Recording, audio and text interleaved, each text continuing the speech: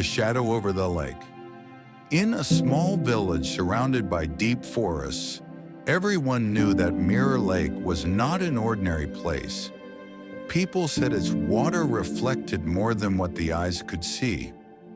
One cloudy evening, Layla, a young woman searching for her sister who had disappeared 3 years ago, received a strange letter. It had no name or address, only these words: "Come at sunset, you'll find the truth at the lake." The handwriting looked exactly like her sister's, even though everyone believed she had drowned in that very lake. When Layla arrived, she looked down at the water.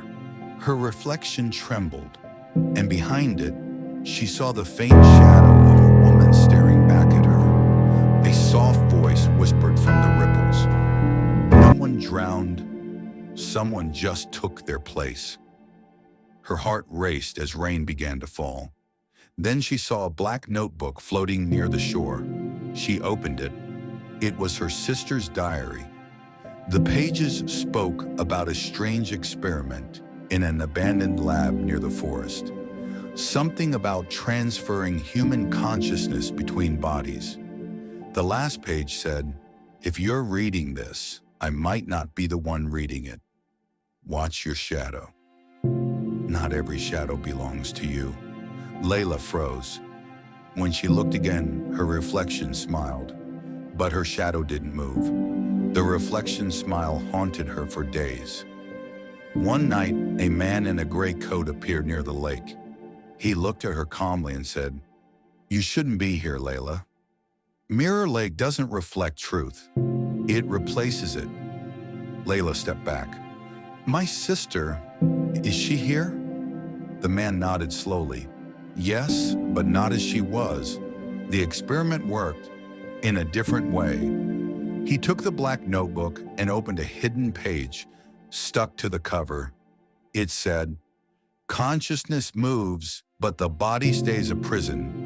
If anyone tries to wake me, our places will switch." Before Layla could react, the water beneath her feet began to swirl.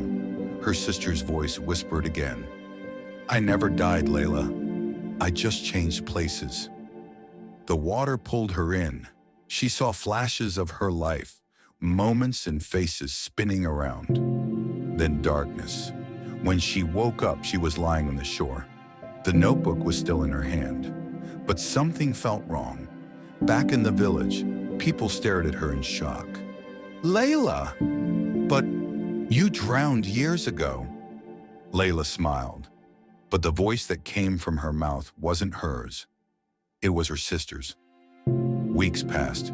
The woman who now looked like Layla lived quietly in the village. Yet every time she looked in the mirror or at the water, she saw two faces. One hers, one not. One stormy night, she returned to the old laboratory in the forest. Inside, machines covered in dust filled the room. On the wall, written in faded red paint, "The soul cannot move unless another is willing to pay the price." Suddenly, the man in the gray coat appeared again. "I told you," he said softly, "the experiment worked, but not for free. Your sister came back, but you have nowhere to return." She screamed, "I want my body back. I'm Layla." He shook his head. "Layla is gone. You're just her shadow now." She ran to the lake, rain pouring all around her. She opened the notebook. The pages turned on their own. "Give me my place back," she cried. Her reflection moved independently, reached out from the water, and grabbed her hand. A lightning strike split the sky, and she vanished into the lake. By morning, the villagers found the notebook on the shore. The last page was freshly written. "The experiment is complete. The lake is free now. No one must look into it again."